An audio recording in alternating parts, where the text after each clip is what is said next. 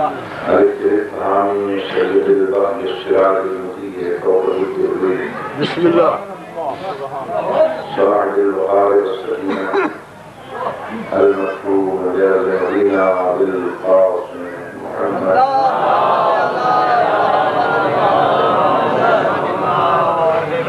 وعلى آله الطيبين الطاهرين المعصومين الذين أذهب الله عنهم الرجس وطهرهم تطهيرا صدقوا.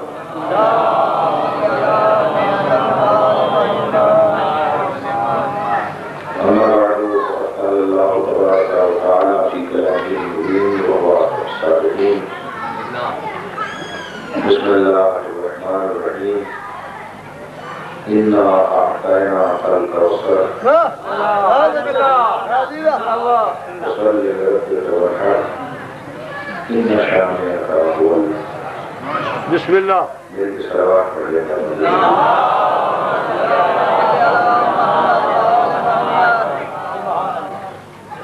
حضرت محترم، میں نے میرے ساتھ حکم کی تعمیر کرتے ہوئے ایک طویل سفر طے کر کے اس عبادت میں شرکت کا فیصلہ کیا. بسم اللہ. زندگیوں میں میری طبیعت اس قابل نہیں ہے کہ میں پوری قوت سے آپ کو راستے خدمت کروں. آہستہ آہستہ میں آپ اللہ سے باتیں کروں گا اور یہ شہزادی کا ذکر سننے کے لیے آپ سب یہاں جمع ہوئے ہیں. میں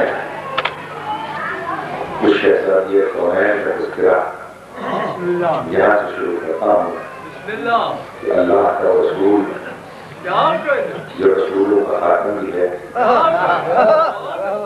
کائنات کا نقطۂ مرکز بھی ہے، جو تمام انبیاء کا سردار بھی ہے، اور سب سے بڑی بات یہ ہے کہ وہ اللہ کا محبوب بھی ہے، جسے اللہ نے ہماری ہدایت کے لیے، ہماری بخشش کے لیے ہم جیسا بنا کر بھیجا تھا وہ ایسا تھا نہیں.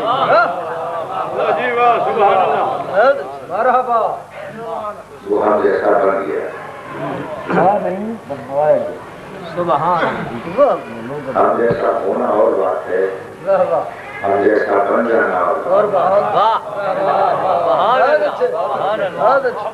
وہ ہم جیسا بن گیا تھا ہماری شاگرد. اب یہ اس کے ہم جیسا بننے کا کمال تھا کہ وہ ایسا ہم جیسا بنا، ایسا ہم جیسا بنا، ایسا ہم جیسا بنا کہ ہم جیسوں کو آج تک یہ شک ہے کہ وہ ہم جیسا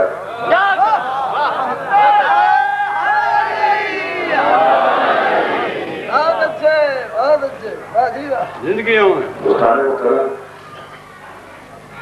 جو کہ اللہ کا محبوب بھی تھا، جس طرح ہر چاہنے والا، جس طرح ہر محبت کرنے والا یہ چاہتا ہے کہ میرا محبوب مجھ سے کچھ سوال کرے، میرا محبوب مجھ سے کچھ مانگے تاکہ میں اس کے سوال کو پورا کروں.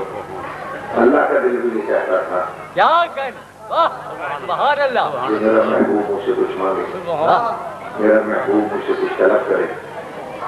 مگر محبوب کو یہ ناز تھا میں کیوں مانگوں،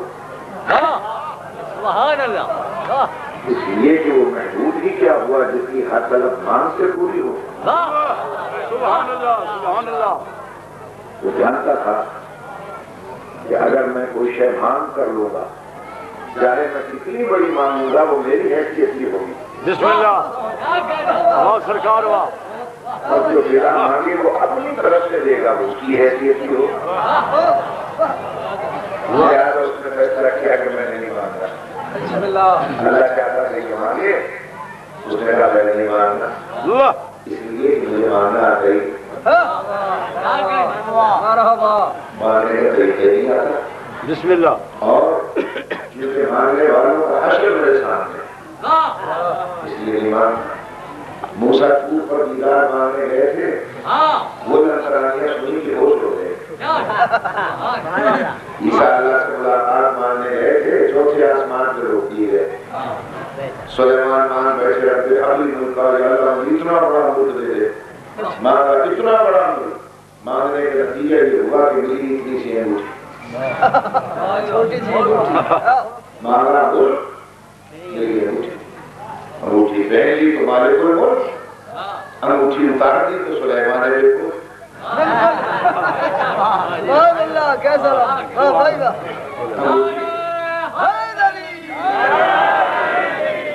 انگوٹھی پہن لی تو ہوا پہ حکومت، فضا پہ حکومت، جنات پہ حکومت، ملائکہ پہ حکومت، فرشتوں پر حکومت، شریفوں پر حکومت. پر انگوٹھی اتار دی تو آرام سے بیٹھے ہیں. یہاں اللہ کا محبوب سلیمان کی آنکھوں میں آنکھیں ڈال کر کہتا ہے سلیمان انگوٹھیاں مان مان کر حکومت کرنا اور بات ہے، اور انگوٹھیاں زکات میں لے کر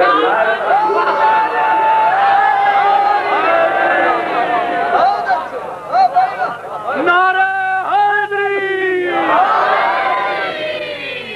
سبحان اللہ.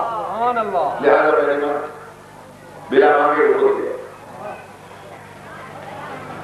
اچھا صاحبان جو اللہ نے یہ دیکھا کہ ہے تو میرا محبوب شاید یہ بندوں میں مانتا ہوا شرماتا ہے.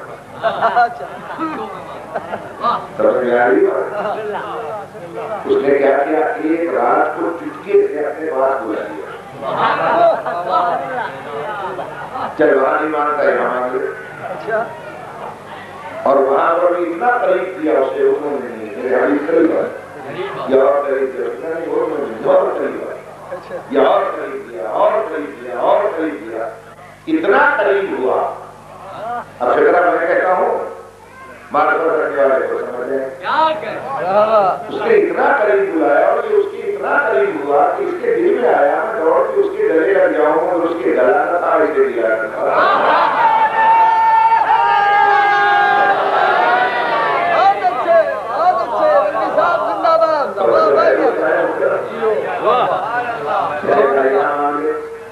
مگر جیسے گیا تھا ویسے ہی آ گیا. نہ وہاں مانگا نہ یہاں مانگا. اچھا وہاں پر جو اللہ نے اتنی احتیاط کی. اللہ نے کہا کہ اگر میں اس سے اللہ کے بات کروں گا تنہائی میں اللہ اللہ ہے بندہ بندہ ہے ہو سکتا ہے یہ وہاں تنہائی میں اللہ بن کے بولے تو گھبرا جائے. اللہ نے اتنی احتیاط برتی کہ وہاں پر اللہ بن کے نہیں بولا ایسے بول رہا تھا جیسے بھائی بولتا.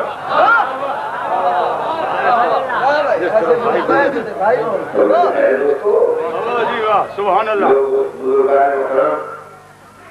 آخر میں جب اللہ نے دیکھا یہ تو مانتا ہی ایک دن اس نے خود ہی اعلان کر دیا کہ اچھا میرے حبیب تو مجھ سے نہیں مانتا لیکن اپنی طرف سے اعلان کرتا ہوں کیا یہ القریب تیرا رب تجھے اتنا بڑا تحفہ دے گا کہ 70,000 کے تو راضی ہو جائے. میری بات تو اور ہے یہ اللہ نے کہا کہ چل تو نہیں مانگتا نہ مانگ میں تجھے اپنی طرف سے. اب اسے جب اپنی دلائی غلط ہو گیا بھائی مسا راضی ہے تو نہیں راضی ہے علی ہے غلط ہو گیا لوگوں ہو گیا راضی ہے تو مجھے نہ کروانے کرے مجھے جائے کہ ہو گیا بڑھائے کہ بھی ہو گیا راضی نہیں نہ کروانے کرے خالی وزیر بھی ہو جائے بڑے ہو گیا نہیں نہ کروانے کرے خالی وزیر اعلیٰ بھی ہو جائے. اب راضی نہیں نہ وزیر اعلیٰ بھی ہو جائے. ارے بھائی اب راضی ہے کہ نہیں وزیر اعلیٰ بھی ہو جائے. اب راضی ہے کہ نہیں کے ملک ہیں یہ بھی مل جائے. بھائی اب راضی ہے تو نہیں جانا وہ مجھے جہنم بھی مل جائے. بھائی اب راضی ہے کہ نہیں جہنم بھی مل جائے. یہ جہنم جا کے بھی راضی نہیں یہ کیوں راضی نہیں ہوتا اس کا فلسفہ سیدھا سادہ سا کیونکہ انسان کی حوث کا مرکز ہے دماغ ہے قلب میں سر ہے الٹے پیارے اپنے سر پہ ہاتھ پہ کریں الٹا پیارا ہے الٹے پیارے میں سمندر میں ڈال دو نہ بڑا خالی رہے سمجھ میں آئی بات ہے. اب اللہ نے کہا تو راضی ہو جائے. اچھا پھر ہر شخص اپنے ضرب کے مطابق راضی ہوتا ہے. بھائی ایک شخص کو توقع تھی آپ سے کہ آپ مجھے 5 روپے دیں گے آپ میرے لیے اسے 1 روپیہ کبھی راضی نہیں ہو. اب آپ یہ فرمائیے کہ پیغمبر کے ضرب کا پتہ کسے چلے جو عالمین کے کتنا بڑا، اور اللہ نے اسے کرنا ہے راضی. بس اب دیکھیں کہ اللہ کون سا ایسا تحفہ دیتا ہے کہ وہ راضی ہو جائے. لیجیے صاحبان، بات کو اور مختصر کرتا ہوں. ابر سخاوت الہی گوشت میں آ گیا، عطا کرنے کا ارادہ ہوا، شاہی اعلانیہ جاری ہو گیا. میرے حبیب اب ہم تجھے اپنی طرف سے تحفہ دینے والے ہیں. تو نے نہیں مانگا، ہم اپنی طرف سے اپنی حیثیت کے مطابق دیتے ہیں. اور تو تیار ہو جائے گی. ہوائیں روح کے سننے لگی، ستارے جھوٹ کے دیکھنے لگے، ارواحیں اپنی عصمت کے قریب آ گئی. موسیٰ دیکھ رہے ہیں، عیسیٰ مشاہدہ کر رہے ہیں، یعقوب مشاہدہ کر رہے ہیں، یوسف سطح میں کھڑے ہوئے ہیں کہ دیکھیں اللہ اپنے اتنے بڑے محبوب کو کیا تحفہ دیتا ہے کہ اچانک اللہ نے اعلان کیا میرے حبیب تو نہیں مانتا، نہ مان، میں دیتا ہوں کیا کہ اِنَّا أَعْطَيْنَاكَ الْكَوْثَرَ.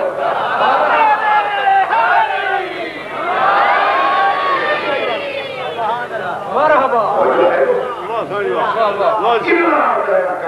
میرے حبیب ہم تجھے کوثر عطا کریں، ہم تجھے کوثر عطا کریں. اب یہ بڑی پریشانی تھی. ہم نے پوچھا علماء سے، ہم نے کہا جناب کوثر کون سا ہے؟ تمہیں پتہ نہیں ہے جنت میں ایک چشمہ ہے پانی کا، اللہ نے اپنے حبیب کو دیا.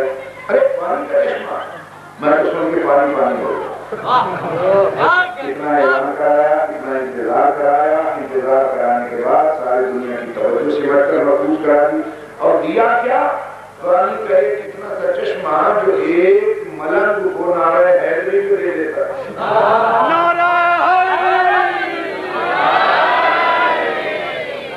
جو ہے میرے بہت ساتھ. تو اس وقت تو میری سمجھ میں بات نہ آئی کہ اتنا انتظار کرانے کے بعد اپنے محبوب کو پانی کا چشمہ دے دیا. لیکن جب صاحبان نے معرفت سے پوچھا تو انہوں نے کہا کہ آؤ ہم تمہیں بتائیں کون سا کوثر عطا کیا.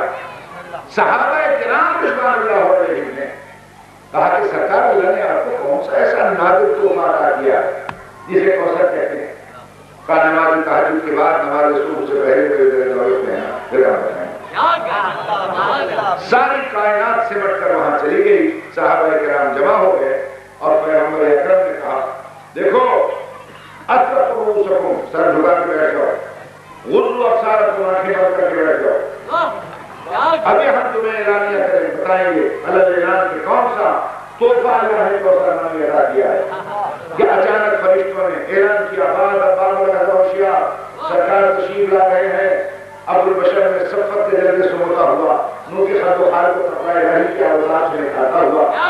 اللہ کے رسول فرشتوں کی دربانی میں، عصمت کے حساب میں، عزت کے حجاب میں، تقوی کے دور میں، تار کی تنات میں، تطہیر کے فرض پر خالص شفا کا مصالحہ لیے، فاطمہ کی تسبیح لیے، بڑے طرح کے پنچولہ لیے، تقریر کے ماحول میں، تقریر کی فضا میں، ملکوت کے حماموں میں نبوت کی فانوس کیے، توحید کی شمع جلائے، سفید رومال میں تازہ تازہ پھول لپیٹے ہوئے، سینے سے لگائے ہوئے، آنکھوں سے لگائے ہوئے، سر پہ اٹھائے ہوئے، لے کر برآمد ہوئے اور منبر پر بیٹھ کر اچانک اعلان کیا کہ سنو، اور سر جھکا کر سنو کہ اللہ نے مجھے خدیجۃ الکبریٰ کے بطن طیبہ و طاہرہ سے یہ فاطمہ نامی بچہ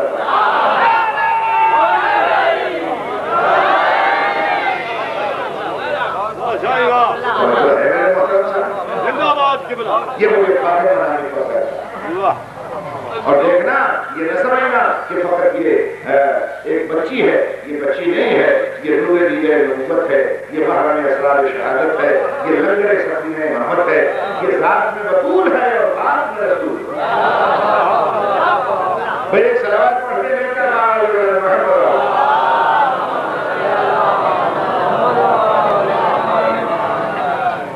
توجہ ہے میرے محترم صاحب.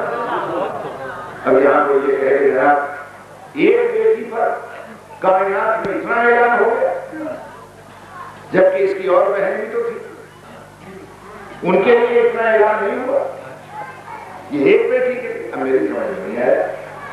اب یہ اللہ سے پوچھیے یہ اس کی کیسی عدالت ہے کہ اگر بیٹیاں ہیں 4 تو ایک کے لیے بھی اتنا بندوبست کر دیا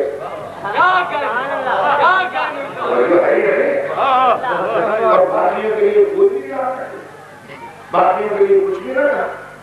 ارے میرے محترم سامعین، پہلی چیز تو یہ ہے کہ ہماری تحقیق کے مطابق نور دیدہ نبوت ایک محرم اسرار شہادت ہے، لنگر سفیر امام ہے۔ اب یہ مولوی صاحبان کیوں کہتے ہیں کہ 3 اور بھی ہیں؟ ہم مجھے کیا پتا، ویسے مولویوں کی عادت ہے کہ جب بھی اللہ اس کا رسول کہے گا 1 یا 3 ضرور ساتھ ملا دے۔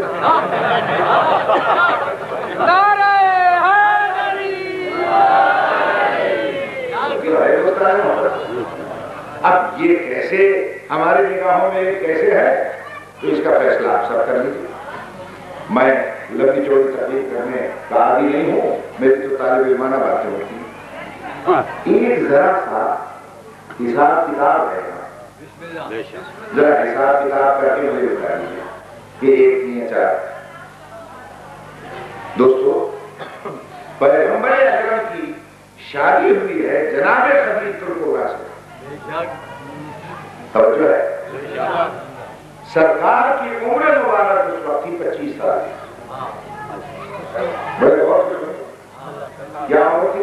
25 سال۔ اعلان عمر کیا ہے سرکار نے، اس وقت عمر تھی 40 سال۔ بسم اللہ، ٹھیک ہے، 40 اور 25 کے درمیان 15 سال میں۔ بڑے غور سے سنیے گا، دیکھیے علماء تو اس پر بڑے عالمانہ انداز میں بات کرتے ہیں، میں طالب علمانہ انداز میں پوچھتا ہوں کہ مجھے سمجھا دیں 25 سال کی عمر میں شادی، 40 سال کی عمر میں اعلان رسالت، درمیان میں کتنے سال ہوئے؟ 15 سال۔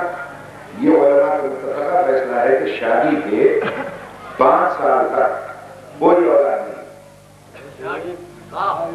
شادی کے 5 سال تک کوئی اولاد نہیں، 15 میں سے 5 نکال دیجیے، باقی بچے 10۔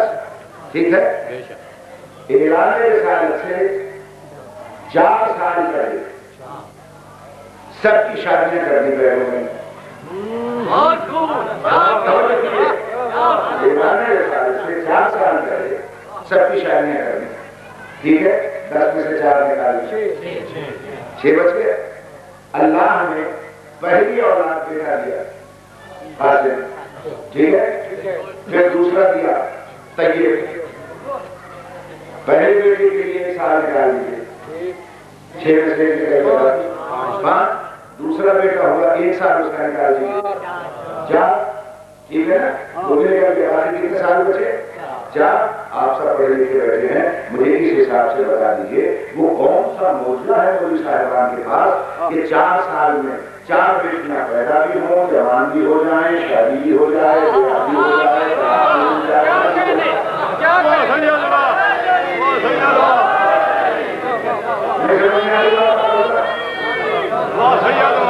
بھائی اس طرح نہیں جا کے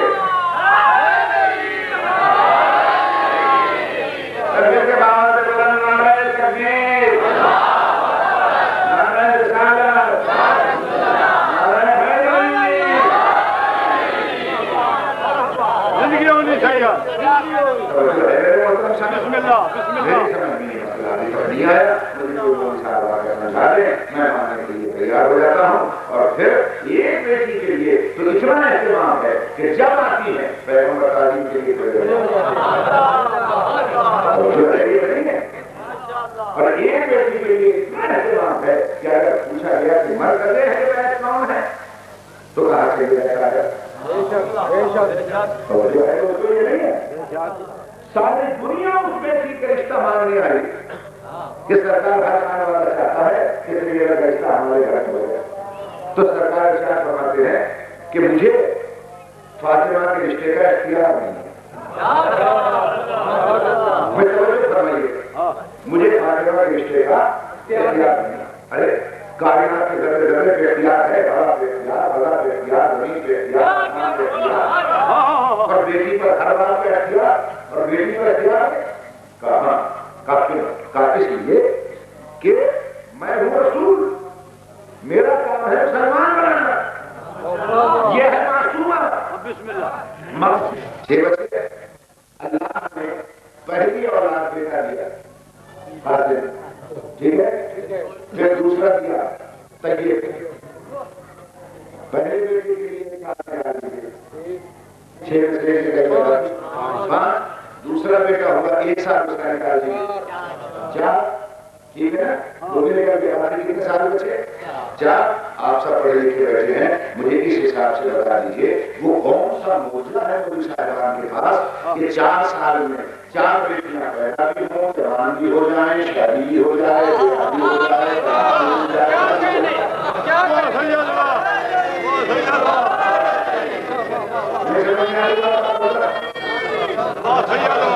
بھائی اس طرح نہیں جان کے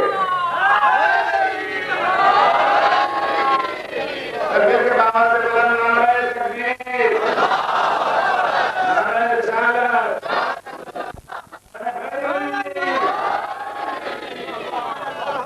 زندگی ہونی چاہیے۔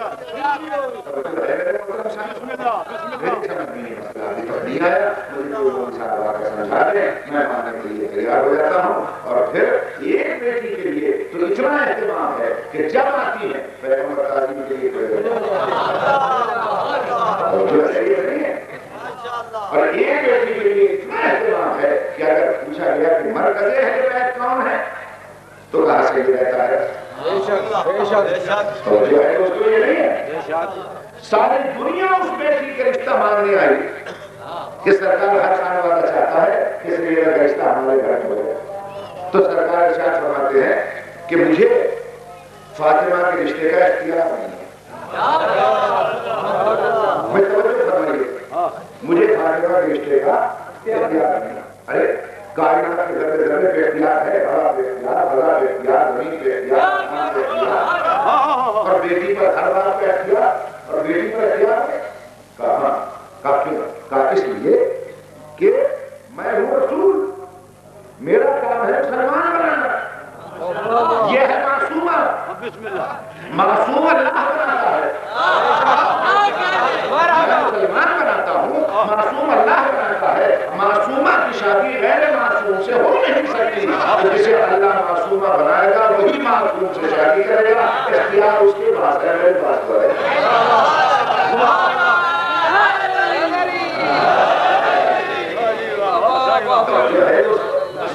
اور جب لوگوں نے کہا کہ سرکار یہ فرمائیے کہ پھر نشانی کیا ہوگی کہ اللہ نے کس سے اس کا رشتہ کیا؟ کہا بات یہ ہے، رات آسمان سے ستارہ آئے گا، جس کے گھر وہ ستارہ اتر پڑے بس سمجھ لینا اسی کے ساتھ فاطمہ کی شادی ہو گئی، اور اسی اللہ نے اس کے ساتھ اس کا نکاح پڑھ دیا۔ میری باتیں اور ہے یہ نہیں؟ بسم اللہ۔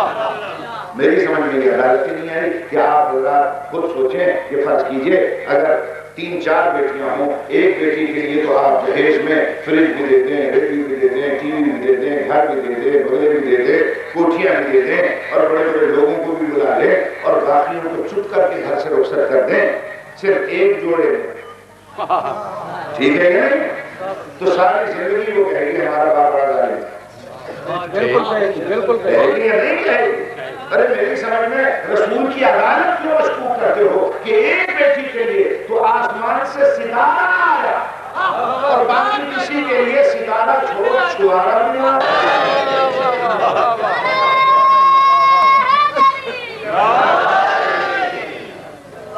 ہمارے صاحبان ہے۔ میرے اس کرنے کا مقصد یہ ہے میرے محترم سامعین، اچھا اور پھر ایک کی شادی امیر المومنین سے اور باقیوں کو اسلام لانے سے پہلے کافروں کے گھر لے آئیے۔ میری باتیں اور ہے یہ نہیں صاحب؟ تو ان حالات کے پیش نظر ہمارا عقیدہ یہ ہے کہ یاد رکھیے گا ایک ہی ہے اور صرف ایک ہے، توجہ ہے یہ نہیں ہے؟ بے شک، معصومہ بیٹی ہے، بے شک، مادر رسالت ہے، بے شک۔ میری باتیں اور ہے یہ نہیں؟ اور میرے محترم سامعین یاد رکھیے گا معصومہ وہ بھی معصومہ، اور کائنات میں معصومہ ایک اور بھی ہے، توجہ کیجیے، ایک اور بھی معصومہ، اس کا نام ہے مریم۔ بسم اللہ۔ 2 بطول ہیں، مریم بھی بطول، میری شہزادی بھی بطول، وہ بھی معصومہ یہ بھی معصومہ، مگر فرق کیا ہے دونوں میں؟ یاد رکھیے کہ عصمت کلیہ مشکل ہے، منطق میں کلیہ مشکل اسے کہتے ہیں جس کے افراد میں فرق ہوتا ہے۔ مثلا ہمیں مثال اب یہ فرمائیے بسم اللہ کہ یہ جو راڈ ہے اس کا رنگ کیا ہے؟ سفید ہے نا؟ اور وہ جو بینر لگا ہوا ہے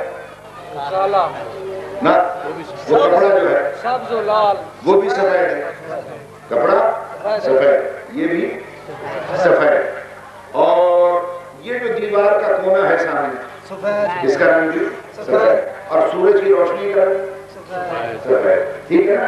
دیکھیے یہ بھی سفید، کپڑا بھی سفید، یہ روشنی بھی سفید، سورج کی روشنی بھی سفید، وہ دیوار کا کونا بھی سفید، چاروں سفید ہیں، مگر غور سے دیکھو کیا کچھ فرق نہیں چاروں میں؟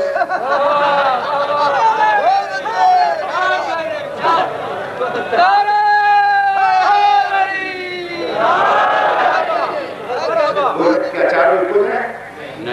سفید چاروں ہیں، مگر اس کی سفیدی اور کپڑے کی سفیدی اور دیوار کی سفیدی اور انبیاء بھی معصوم ہیں، یہ 14 بھی معصوم، مگر عصمت کو لیے مشکک ہے، معصوم ہونے میں سب یکساں نظر آتے ہیں، مگر باقیوں کی عصمت اور ہے، 14 کی عصمت اور ہے۔ باقیوں کی عصمت یہ ہے کہ وہ وہی کرتے ہیں جو خیر ہوتا ہے، جو بہتر ہوتا ہے، جو نیک ہوتا ہے، جو ٹھیک ہوتا ہے، جو حق ہوتا ہے، جو درست ہوتا ہے، وہ خیر کو دیکھتے ہیں، حق کو دیکھتے ہیں، درست کو دیکھتے ہیں، مگر یہ 14 کی عصمت یہ ہے کہ نہ یہ خیر دیکھتے ہیں، نہ حق دیکھتے ہیں، نہ درست دیکھتے ہیں، جو کرتے ہیں وہی خیر ہے، وہی حق ہو جاتا ہے۔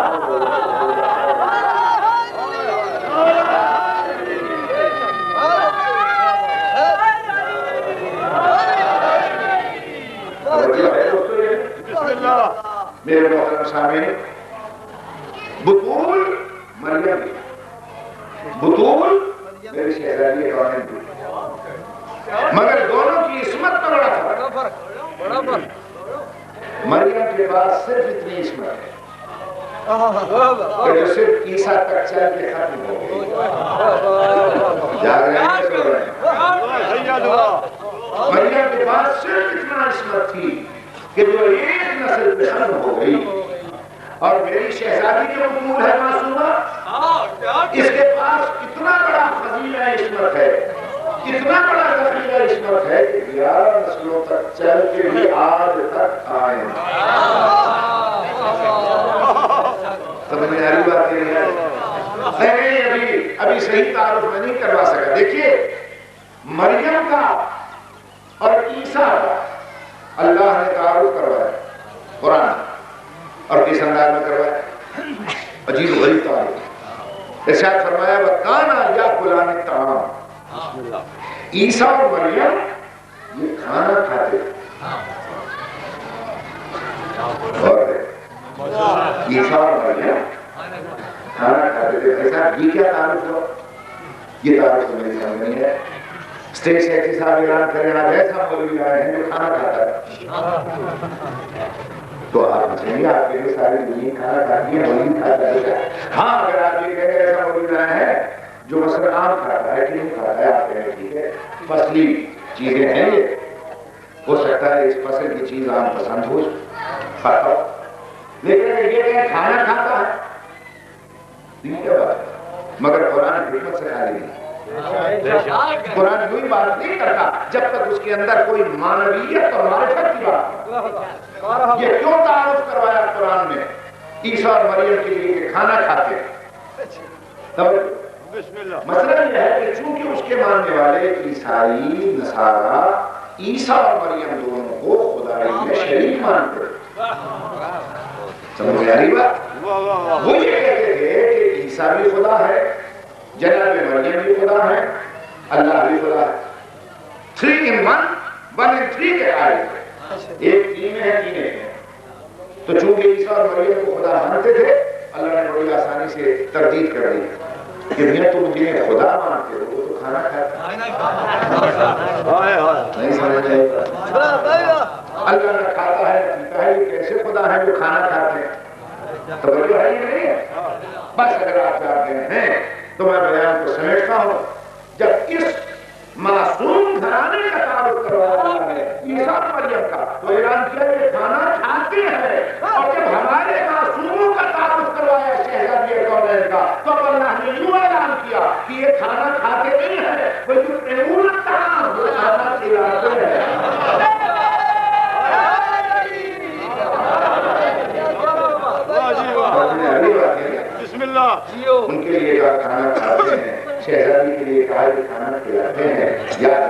کھانا کھانے والے اور ہوتے ہیں، کھانا کھلانے والے اور ہوتے ہیں۔ کھانا کھانے والے کھانا کھا کر اللہ کا شکر ادا کرتے ہیں، اور جو کھانا کھلانے والے ہیں ان کے لیے اللہ کہتا ہے وَكَانَ سَعْيُكُمْ مَشْكُورًا، اے کھانا کھلانے والوں میں اللہ تمہارا شکریہ ادا۔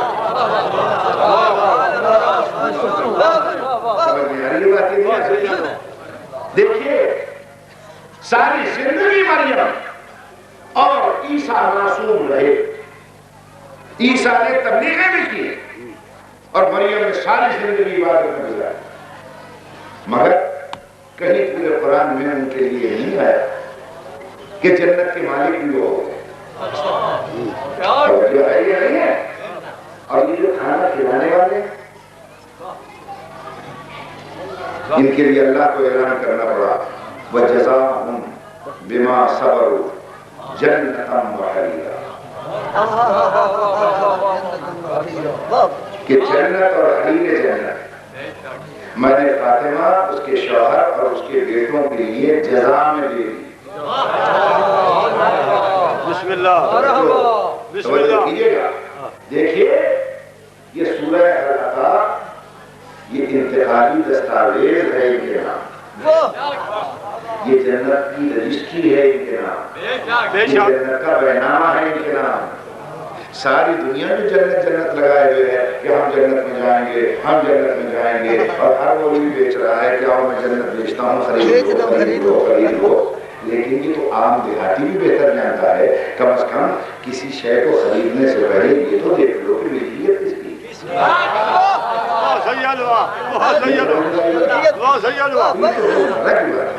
میں اگر آپ کے گروپ میں ایک مرلے کا میں پلاٹ خریدنا چاہوں یا ایک چھوٹا سا مکان خریدنا چاہوں تو میں سب سے پہلے یہ پوچھوں گا کہ ذرا کاغذات ملکیت دکھا دیں،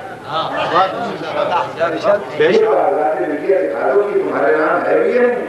اگر آپ لڑ پڑے میرے ساتھ میں بڑے افسوس بھی کر لیں یار میری ہو کے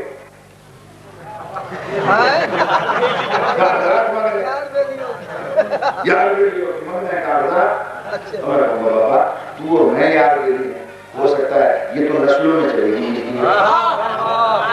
میری نسل ہو سکتا ہے یار میری نہ ہو تمہیں، لہذا مہربانی فرما کر ذرا یہ دکھائیں کہ کاغذات کس کے نام ہیں۔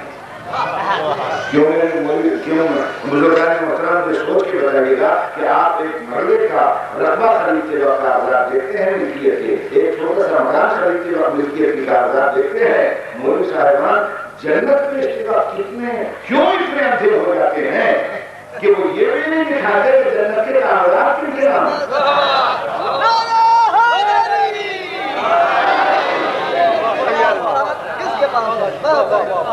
یہ ملکیت کس کی ہے جنت؟ بے شک توجہ ہے دوستو یہ۔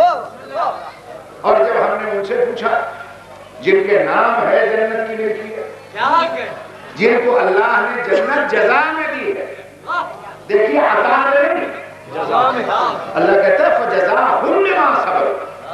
میں نے جیسا کہ آپ سے عرض کیا بھائی منت مانی تھی نا، شہزادوں کو بخار ہوا، پیغمبر نے منت مانی، روزے رکھے گئے، جیسے ہی افطاری کا ٹائم آیا کبھی آواز آئی میں یتیم ہوں، ایک نے افطاری دی، دوسرے نے دی، تیسرے نے دی، چوتھے نے دی، سب نے دی، صبر کیا، دوسرے دن بغیر کچھ کھائے پیے کھاتے سے روزہ رکھے، پھر افطاری کا ٹائم آیا پھر آواز آئی میں مسکین ہوں، سب نے پھر روزہ رکھی، تیسرے دن پھر جب افطاری کا ٹائم آیا پھر آواز آئی میں مسکین ہوں، یتیم ہوں، اسیر ہوں، سب نے اٹھا کر دے دیا۔ اللہ نے وہاں سے جواب دے کر کہا کہ یہ جو 3 دن تک فاتح کیے، صبر کیے، اس صبر کے بدلے میں میں نے جنت اور حریر جنت جزا میں دے دی۔ دیکھیے عطا میں نہیں دی، عطا اور جزا میں بڑا فرق ہوتا ہے۔ عطا اور جزا میں فرق یہ ہے، ایک شخص نے کہا سائیں مجھے میری کوئی مدد کرو، اللہ دینا سے پیسے دیو، ٹھیک ہے نا پیسے دیو، آپ نے 1 روپیہ دیا، اب اس نے کہا سائیں بات ایڈے بڑے بندے ہو کے 1 روپیہ، آپ کو غصہ آیا، آپ نے کہا اوے ممنون کھولا ہے خرچہ ہے بڑا آخر ہے فقیر ہے اچھا بھئی گریشیا سے دیتی ہے وہاں یہ وہاں لے جا کتنے نار 1 روپے یا آپ نے کیوں لے گیا اس کو چونکہ آپ کی عطا تھی عطا اسے کہتے ہیں جو واپس بھی ہو سکتے سمجھ میں آ گیا اور اگر میں یہ کہوں کہ بھائی میں نے یہاں ایک کمرہ بنانا ہے اس جگہ ذرا بنا دے اور مستری کہے کہ میں 50 روپے دیہاڑی دوں گا میں نے منظور ہے وہ کمرہ بنا دیا اس نے اب چونکہ یہ اس کو جو ہے عطا نہیں ہوگی اس کی جزا اب میں 1 پیسہ بھی اس کا نہیں رکھ سکتا سب دینے پڑے سمجھ میں آ رہی بات کہ نہیں آ رہی عطا اسے کہتے ہیں جو واپس بھی ہو سکتی ہے جزا اسے کہتے ہیں جو واپس ہو ہی نہ سکتی اللہ کہتا ہے میں نے علی فاطمہ حسن اور حسین کو یہ جنت جزا میں دے دی ہے چونکہ جزا میں دی ہے اللہ بھی ان سے اب جنت واپس نہیں لے سکتا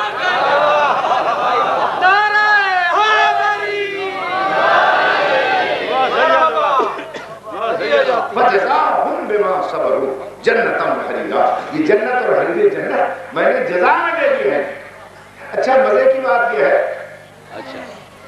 کہ فضائل سب پر تنی ہے غور کیجئے فضائل پر تنی ہے دیکھیے نماز میں محمد و آل محمد درود میں محمد و آل محمد آذان میں محمد و آل محمد اقامت میں محمد و آل محمد ٹھیک ہے آیت تفسیر میں محمد و آل محمد مگر جنت کے بینامے میں صرف آل محمد یقین بات جنت کے بینامے میں صرف آل محمد ہے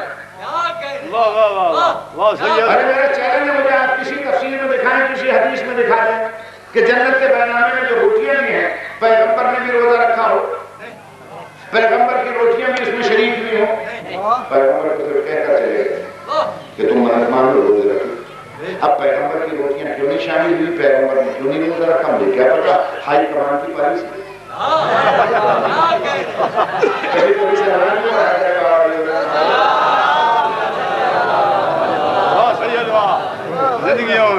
توجہ ہے یہ نہیں اب ہائی کمان کی پالیسی ہے وہ کیا کرے ہائی کمان نے کہا کہ تم اس طرح کرو وہ کر کے چلے روزے رکھے تو 4 میں ارے فضا تو ان کے سرحے میں بیچ میں آ گئی ورنہ اصل روزے رکھے 4 میں منت مانی 4 میں روٹیاں لی ہیں 4 میں ٹھیک ہے نا اب پیغمبر کی روٹیاں کیوں نہیں شامل ہوئی جنت کے بینامے میں مجھے کیا پتا لیکن میں طالب علم کی حیثیت سے کبھی کبھی سوچتا بھی میں یہاں آیا تو رستے میں گاؤں سے جو میں گزرا تو وہاں میں نے دیکھا کہ ایک باغ تھا اس میں کنو لگے تھے کنو میرے منہ میں بھی پانی بھرا ہے میں نے کہا میں بھی کھا لوں کنو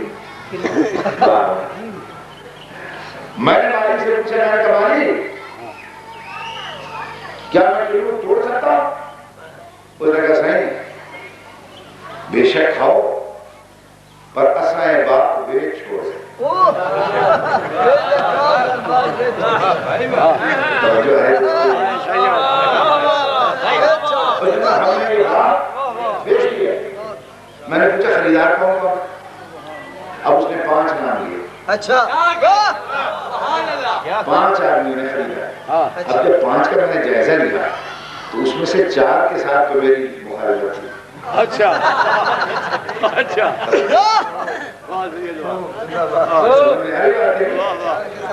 ہاں 4 کے ساتھ مخالفت تھی یہ سے تعلقات اچھے اب میں نے بلوی مرا میں نے کہا کہ یار فائدہ کیا ہوا اگر میں نہ کھاؤں کنو پھر بھی میں گھس گیا میں نے کہا کہ اگر وہ 4 آ گئے اور انہوں نے کہا بڑھیا کی میں بار میری سائنی کا مخالفت ہے تو چونکہ 5ویں سے تعلقات اچھے ہیں میں 5ویں کا سہارا لے لوں میں نے ان سے کہا بھائی یہ جتنا حصہ میں نے لیا ہے اٹھایا یہ تمہارے حصے سے نہیں لیا وہ جو 5واں میرا یاد میری ہے نا میں اس کے حصے چھوئے وہ 4 چپ ہو جائے میں کہوں گا کہ جب اپنا حصہ تقسیم کرنا نا اس 5 سے یہ حصہ کاٹ لینا وہ میرا دوست ہے میں نے اس کے حصے سے لیا کیوں میرے محترم صاحب کیا آپ 4 میرا پہ بگاڑ سکیں گے نہیں میں کہوں گا میں نے 5 کے حصے سے لیا تو 4 کی مخالفت کے باوجود میں وہاں سے لیا توجہ ہے یہ نہیں ہے؟ اب یہاں سے مسئلہ میری سمجھ میں آیا کہ رسول کی روٹیاں جنت کے بیان میں اللہ نے کیوں نہیں شریک ہونے دی؟ اس لیے کہ کہیں قیامت کے دن ان چار کی مخالفت کے باوجود ملا یہ کہہ کر جنت میں نہ گھسنے کی کوشش کرے کہ ہم تو محمد کے حصے سے جنت میں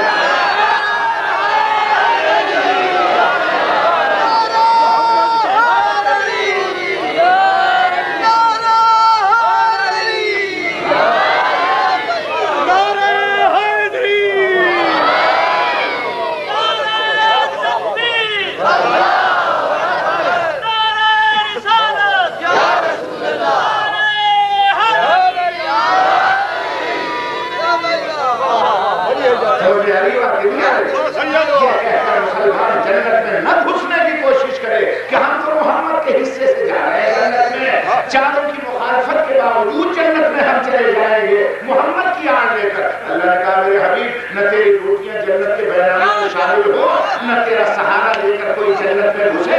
اب جس نے جنت میں جانا ہے جب تک ان چار کے دروازے پر جھکے گا نہیں جنت میں جا سکے۔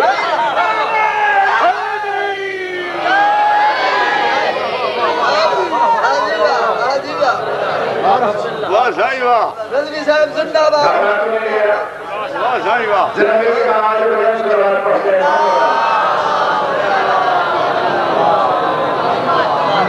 نعرہ حیدری بسم اللہ جو ہے دوستو تو جنت ان چار کی ملکیت ہے، جناب سیدہ مولا علی اور حسنین شریف ہے۔ سمجھ میں آ رہی بات نہیں آ رہی؟ علی ہے تو جنت، فاطمہ ہے تو جنت، حسن ہے تو جنت، حسین ہے تو جنت۔ آیت وہی ہے اور حدیث وہی ہے جو قرآن کے مطابق ہو۔ قرآن کے بیانامے میں جنت ان چار کے نام ہے اور حدیث نے تائید کر دی کیا الفاطمہ کو سیدۃ نساء اہل الجنہ، فاطمہ جنت کی عورتوں کی سردار۔ توجہ ہے یہ نہیں؟ الحسن والحسین سیدہ شباب اہل الجنہ، حسن اور حسین جوانان جنت کے سردار۔ اور پھر ارشاد ہوا حب علی جواب الجنہ، علی کی محبت جنت میں جانے کا جواب ہے۔ سمجھ میں آ رہی بات نہیں آ رہی؟ اور میرے محترم صاحبین ایک پوائنٹ اور بھی آ رہا ہے، وہ بھی میں کرتا چلوں، اگر ملکیت ہے فرض کیجیے کہ مکان میری ملکیت ہو اور میرا انتقال ہو جائے پھر یہ کسی ملے؟ کیوں؟ وہ میرا وارث ٹھیک ہے نا؟ میں دیکھنا ہی چاہتا ہوں کہ جنت کے لیے بھی یہی قانون ہے یا الگ کوئی قانون ہے؟ بھئی یہ مکان اور پراپرٹی گرسے میں چلتی ہے نا، تو جنت بھی گرسے میں جائے گی یا نہیں جائے گی؟ تو قرآن مجید نے آواز دے کر کہا تلک الجنت التی نورث بہا من عبادنا من کان تقیا، کہ جنت کا وارث ہم بناتے ہیں، ہم جنت کا وارث ہم بناتے ہیں ان کو 100% تقوی کے مالک، اور جو 100% تقوی کے مالک ہیں اسی کو فقہ جعفریہ میں معصوم کہتے ہیں۔ واہ واہ واہ واہ سید واہ۔ بھئی غور کیجئے گا، اللہ کہتا ہے جنت کا وارث ہم بناتے ہیں۔ جنت ورثے میں ملتی ہے، جنت وراثت میں جاتی ہے۔ جاگ کے سنیے، یہی ختم کروں گا بیان۔ میرے سنی شیعہ بھائیوں، اللہ کہتا ہے جنت میں ورثے میں دیتا ہوں، جنت وراثت میں تقسیم ہوتی ہے۔ خدا کی قسم یہ آیت قیامت کے دن مولویوں کے گلے میں گھو پیدا کر دے گی۔ میری بات نہیں ہے، اس لیے کہ ساری دنیا جائے گی سرکار دو عالم کی خدمت میں اور کہے گی کہ سرکار ہم گناہگار ہیں، ہمیں بخشوا کر جنت میں لے جائیں۔ پیغمبر کہیں گے تمہیں پتہ نہیں ہے کہ اللہ نے کہا کہ جنت ورثے میں ملتی ہے؟ توجہ، سرکار کہیں گے جنت ورثے میں ملتی ہے، تم میرے پاس کیا کرنے آئے ہو؟ چلے آؤ۔ نہ میں کسی کا وارث ہوں نہ میرا کوئی وارث ہوتا ہے، میرے پاس کیا کرنے آئے؟ نہیں سمجھ میں آ رہی، اس سے زیادہ میں آسان بیان نہیں کرتا۔ میرے محترم سامعین یاد رکھیے گا، علی ہیں تو جنت ہے، حسن ہیں تو جنت ہے، حسین ہیں تو جنت ہے، جناب سیدہ ہیں تو جنت ہے، اور میرے محترم سامعین حب علی ہے جواز من الجنہ، علی کی محبت جنت میں جانے کا جواز ہے۔ جواز کسے کہتے ہیں؟ جواز کو ایک لفظ ہے، لہذا میں نے جواز کو جواز دے رہے ہیں، اس لیے جواز کے کئی معنی۔ حضرت ابو بکر صدیق رضی اللہ عنہ فرماتے ہیں کہ لا یجوز احد الصراط الا من كتب له علم الجواز، کہ پورے صراط سے کوئی گزر سکتا ہی نہیں جب تک اس کے ہاتھ میں علی کا دیا ہوا جواب یعنی ٹکٹ نہیں ہوگا۔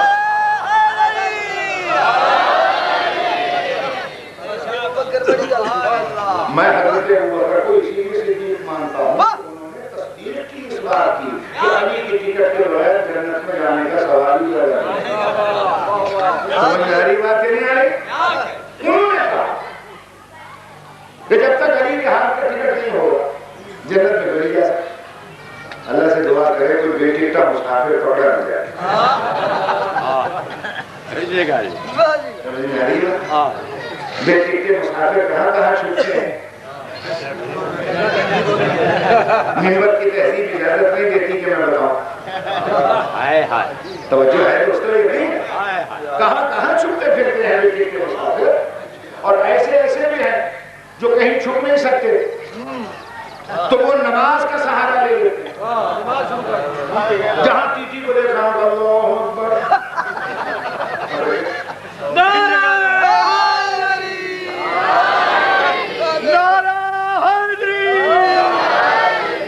تو ایک دو ٹی ٹی جو ہوتے ہیں وہ تو دیکھ کر نماز میں مصروف ہے، چلو اسٹیشن آئے وہ چلے گئے، لیکن جو ٹی ٹی بہت چالاک ہوتے ہیں پہچانتے ہیں کہ بے ٹکٹے مسافر یہ بھی کاروبار کرتے ہیں نماز والا، تو وہ فوراً اس کے ساتھ ہی بیٹھ جاتے ہیں کہ کبھی تو سلام پھیرے گا۔ اب اس نے سلام پھیرا، السلام علیکم ورحمۃ اللہ، ٹی ٹی نے کہا وعلیکم السلام ورحمۃ اللہ۔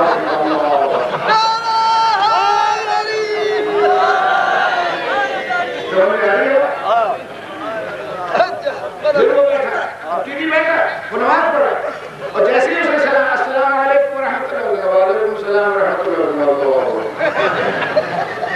ارے بھائی 2 گھنٹے نماز ہی بنا دی اس نے۔ جب اس نے دیکھا کہ اب یہ ٹی ٹی اٹھتا ہی نہیں تو وہ بھی بڑا چالاک ہوتا ہے بے ٹکٹا مسافر، اس نے آخر میں نیت زور سے باندھی نماز کی کہ 2 لکھ رکعت اللہ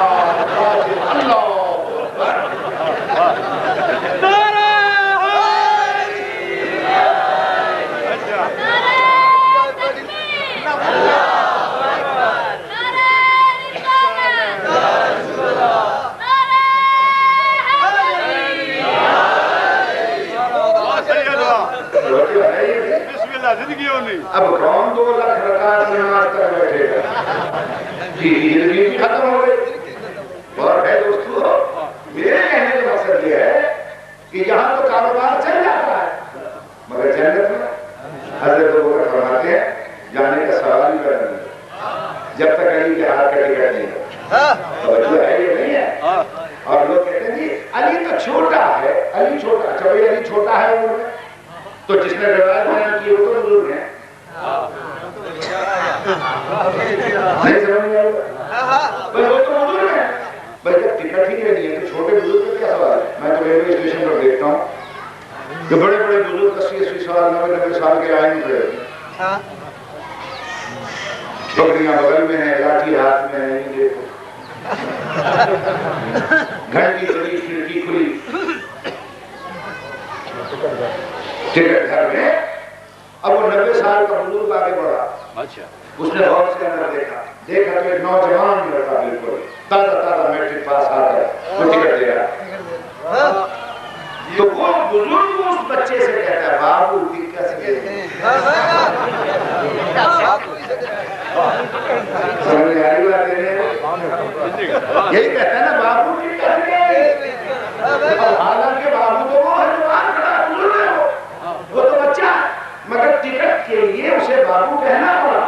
میں کہتا ہوں علی بچہ صحیح، باقی سب بزرگ صحیح، مگر قیامت کے دن جب تک علی کو سال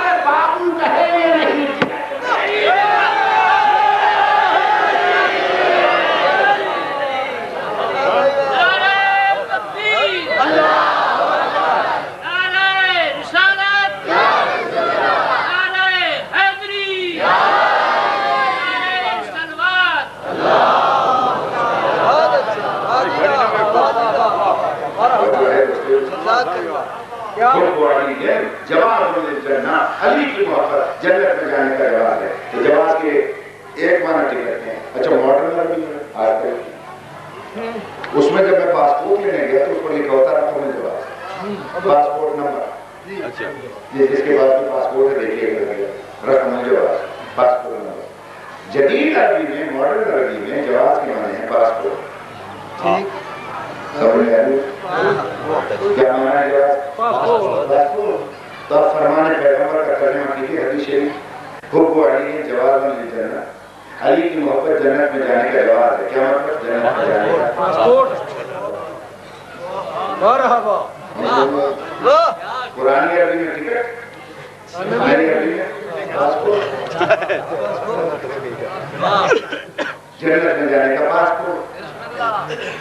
پاسپورٹ کے بغیر آپ سعودی عرب میں نہیں گھس سکتے تو جنت میں گئے گھسیں گے. بھائی یہاں سے حاجی صاحبان جاتے نہیں جاتے تو گلے میں قرآن شریف لٹکا لیتے ہیں. یہ میں نے اپنی آنکھوں دیکھا وہاں جدہ ایئرپورٹ پہ اترے اور لائن لگ رہے ہیں. اب وہ تو عربی بولتا ابھی بیچارے ہمارے حاجی کو عربی آتی نہیں. عربی سے سبزیوں میں بھی پسند نہیں آئی تھی زبان کیا پسند کرے گا. اب وہ عربی میں کہتا جواز جواز. اچھا یہ سمجھتا ہے کہ اس کا مطلب یہ ہے کہ سب سے مقدس کتاب لے رکھتے ہیں. یہ نکال کے قرآن شریف کھول کے رکھ دیتے ہیں. کتنے ایسے سارے یہ کیا ہے کتاب اللہ کی کتاب. وہ جواب میں کہتا ہے سعودی عرب میں داخلے کے لیے اللہ کی کتاب کافی نہیں ہے.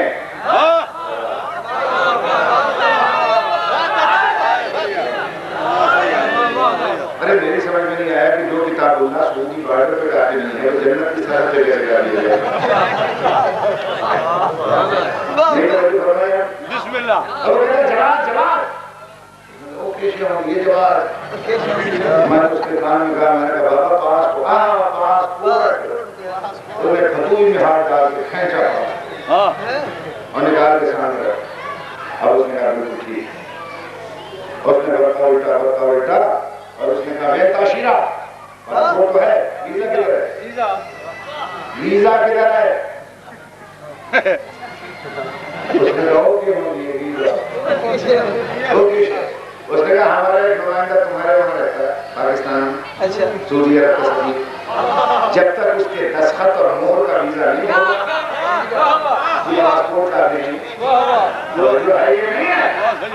ساری دنیا یہ کہہ کر جنت کی طرف جائے گی کہ ہم بھی علی سے محبت کرتے ہیں ہمارے پاس علی کی محبت کا پاسپورٹ ہے. لیکن جب جنت کے دروازے پر پہنچے رضوان جنت نے کہا یہ پاسپورٹ تو ہے علی کی محبت کا ویزا کدھر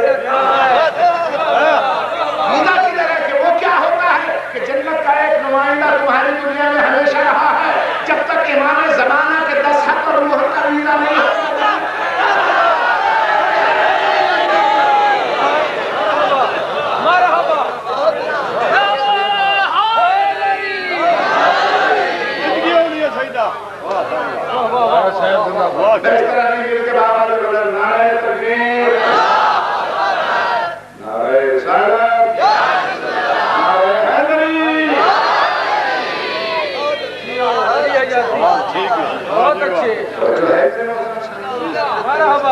بس یاد رکھیے گا میرے دوستو بس بیان میرا ختم ہوتا ہے. آپ مجھے سوچ کر بتا دیں کہ ایک گاؤں میں اگر کسی کی ملکیت ہے اور وہاں اس ملکیت والے ذمہ دار کے ساتھ آپ بنا کر نہ رکھیں اس کی دشمنی کرتے آپ اس گاؤں میں نہیں رہ سکتے.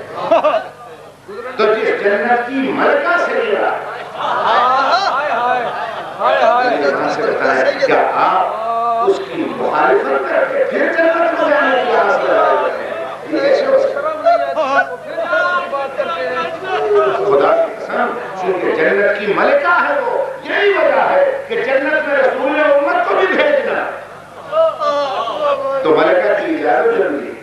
اور یہی وجہ ہے کہ جب وہ ملکہ آئی رسول تعظیم کے لیے کھڑے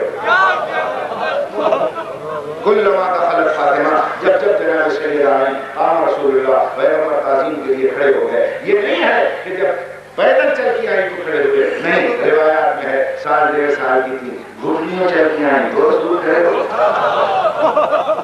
5 سال کی ہوئی پیدل آئی تو رسول کھڑے ہو گئے. 12 سال کی ہوئی آئی تو رسول کھڑے ہو گئے. حتیٰ کہ جب رسول اس دنیا سے جا رہے تھے میری شہزادی کی عمر تھی 18 سال، اور روایات میں یہ ہے کہ بخار کا عالم تھا، نقاہت کا عالم تھا، مگر جناب سیدہ حجرے میں گئی تو پیغمبر کوہنی کی ٹیپ لے کر گئے، بس مسائل مجھ سے زیادہ پڑھا نہیں جاتا، میں فرمائش کی تکمیل کے لیے صرف 2 جملے کہتا ہوں۔ ایمان سے بتائیے گا کہ جس خاتون کا رسول جیسا عالمین کا سردار، اللہ کا محبوب، ساری زندگی کھڑے ہو کر استقبال کرے، جب آئے وہ کھڑا ہو، جب آئے وہ تعظیم کے لیے کھڑے ہو جائے، تو جس کا ساری زندگی اس طرح استقبال ہوا ہو، کیا اس کے دل میں یہ بات نہیں بیٹھ جائے گی؟ میرے عالمین کا سردار میرا استقبال کرتا ہے، اب میں جہاں جاؤں گی میرا اسی طرح استقبال ہو، میں جہاں جاؤں گی میری اسی طرح تعظیم ہو۔ کسی کا دل دکھے یہ نہ دکھے، ہر مومن اور شریعت کا دل زخمی ہے، وہ یہی سوچ کے ایک جگہ چلی گئی، یہی سوچ کے ایک جگہ چلی گئی، مگر جسے آتے ہی رسول کھڑے ہو کے بٹھا دیتے تھے، 4 گھنٹے کھڑے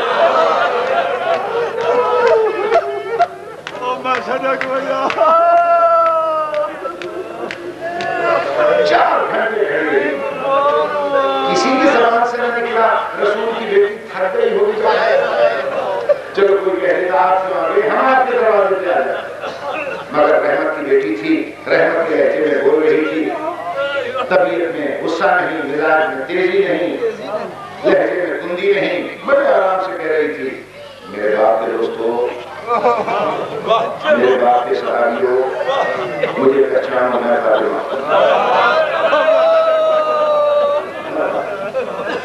تم اچھی طرح جانتے ہو میرا باپ مجھ سے کتنی محبت ہے، میرا باپ ہمیشہ کھڑے ہو کر میرا استقبال کرتا ہے، میں تم سے کچھ مانگنے نہیں آئی، نہ تخت نہ تاج، میرے بچوں کا واحد گزارا یہ زمین پہ ٹکڑا ہے، دیوا گزار کر دو، سخت بات تو نہیں، کیا جواب ملا؟ کیا جواب ملا؟ جو جواب ملا سن کے گھر آ گئی، جواب میں سناؤں گا نہیں، دنیا مجھے بھی شریعت کہتی ہے،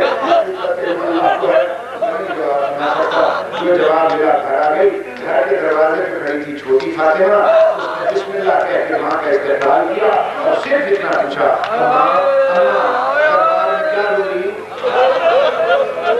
دربار میں کیا گزری؟ بیٹی کا سر چوم کر ایک جواب دیا کہ بیٹا جو آج میں نے مسلمانوں کی حالت دیکھی ہے، اگر یہی حالت رہی تو تیری چادر کی خیر، تیری چادر کی خیر نہیں، وہ بڑی تھی نبی کی بیٹی، چھوٹی تھی علی کی بیٹی، بڑی میں اپنے باپ کی جھلک تھی، چھوٹی میں اپنے باپ کی جھلک تھی، بڑی میں نبوت کا جمال تھا اور چھوٹی میں امامت کا جلال تھا، وہ بولتی تھی تو علی لگتی تھی، بڑی چلتی تھی تو نبی لگتی تھی، ہاشمی عورتوں کے پردے میں دربار میں جا رہی تھی، سلمان فارسی کی نگاہیں قدموں پہ پڑ گئی تھی، چیخ مار کے بے ہوش ہو گیا تھا، کہتا تھا لوگوں کھڑے ہو جاؤ، دیکھو رسول آ رہے ہیں، کھڑے ہو رسول آ رہے ہیں، اس میں نبی کی ادائیں تھیں، چھوٹی میں علی کی ادائیں تھیں، کوئی شے دونوں میں اکٹھی نہ ہوئی۔ گروہ والوں، اسے حادثہ کہوں، ایکسیڈنٹ کہوں، اتفاق کہوں، کیا کہوں کہ دونوں میں ایک شے جمع ہو گئی، علی کی بیٹی اور نبی کی بیٹی میں کیا کہ دونوں کو دربار جانا، نبی کی بیٹی کو بھی دربار دیکھنا پڑا، علی کی بیٹی کو بھی دربار دیکھنا پڑا، مگر دونوں کے دربار جانے میں بڑا فرق تھا، نبی کی بیٹی گھر کے ساتھ مسجد تھی، مسجد میں دربار، اور وہ بھی صحابی، اور جب علی کی بیٹی گئی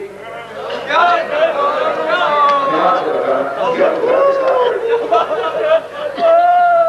گھر سے ہزاروں میل دور، پردیس کا مقام، سینے پر 72 بار، سر پہ نہ بھائی کا سایہ نہ کسی اور کا سایہ، دشمن کا دیش، پرایا ملک، سمجھ میں نہیں آتا کس کے پاس جائے، کیسے حالت بیان کرے، جب کربلا سے چلی تھی اس کے ساتھ 48 بچے تھے، 64 عورتیں تھی، دربار میں کھڑی تھی تو کل 14 تھی، کوئی بتانے والا نہیں ہے یہ سارے رستے میں سادات کے بچے کہاں سے لے گئے، کوئی سمجھانے والا نہیں ہے یہ چھوٹی چھوٹی قبریں ملیں. خدا کی قسم جب جا رہی تھی علی کی بیٹی, بچے ماں کی جھولیوں سے گر جاتے. بچہ دوڑ کے آواز دیتا, ہائے ماں میں گر گیا.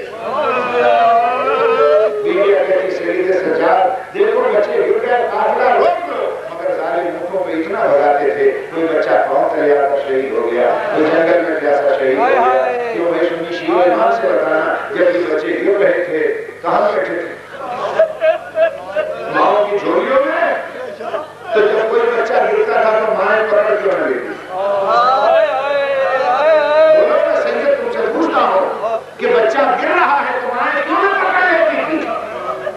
میرا بارہواں امام جواب دیتا ہے, کیسے پکڑتی؟ میرا سلام ہو ان ماؤں پر جو کہ آپ کر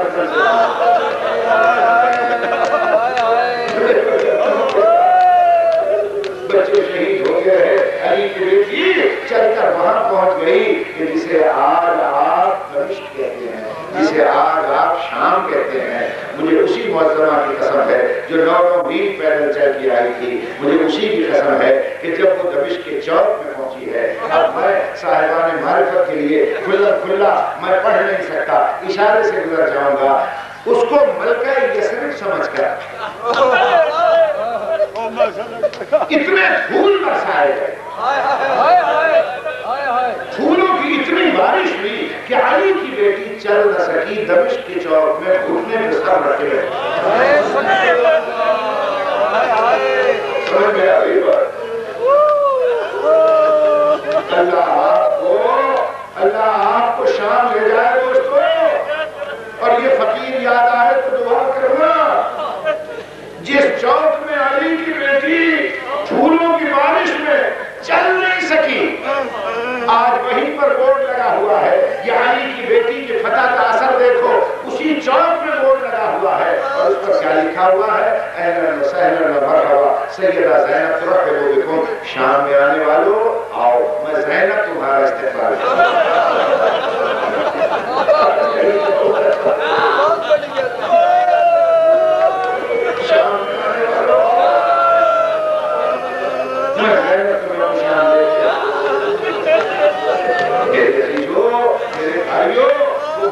شام ہے, اس میں اس طرح دربار کو فتح کیا ہے. اللہ آپ کو شام لے جائیں انشاءاللہ. آپ جائیں بی بی کے مزار پر, آج بہت بڑا بورڈ لگا ہوا ہے اور اس پر لکھا ہوا ہے کہ خبردار کوئی عورت مزار میں بغیر چادر نہیں.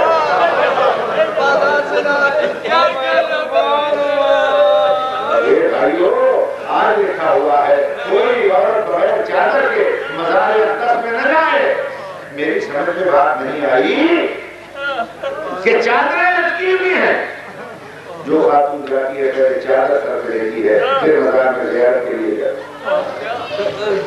جس زمانے میں میں گیا تھا نا, پتہ نہیں مکھر کی تھی, سرگودے کی تھی, مشاب کی, کہاں کی, ایک کوئی 80 سال کی خاتون, وہ بھی سیدھی نہیں ہو سکتی تھی. وہ بی بی کے جالی کو پکڑ کر بالکل جھکی ہوئی, اور پنجابی زبان میں, آپ کی زبان میں بڑے دردناک بیان کر کر کے وہ کہہ رہی تھی جالی ہلایا کر کہ میری مرشد زادی, تجھے کربلا میں یہی ارمان تھا نا کہ تجھے کوئی پہچانے نہیں آیا, تجھے کوئی پہچانے نہیں آیا. آج قبر سے نکل کر دیکھ کہاں سے پہچانے آیا, یہ ہم سے پہچانے آیا ہے. آخری جملہ کہہ کر آج اجازت دیتا ہوں. دوستو, بہن بھائی نے کیا تشریح کی. آج جب آپ کربلا جاتے ہیں, ہر بزرگ فرمائش کرتا ہے, ہر بزرگ کہ کربلا سے میرے لیے کفن لے آئے. حالانکہ میری سمجھ میں نہیں آیا, آج تک کسی نے فرمائش نہیں کی نجف سے کفن لانا, مشہد سے کفن لانا, تازمین سے کفن لانا. جو مرغت ہے کربلا کا کفن, کربلا کا کفن. میں ایک دن کھڑا سوچ رہا تھا مولا کی ذریعے کے سامنے, کربلا کے شہنشاہ, یہ دنیا کفن تجھ سے کیوں منگواتی ہے؟ واری رجب سے نہیں منگواتی. ایسا محسوس ہوا جیسے ذریعے سے آواز آ رہی ہو. مجھے پتا نہیں ہے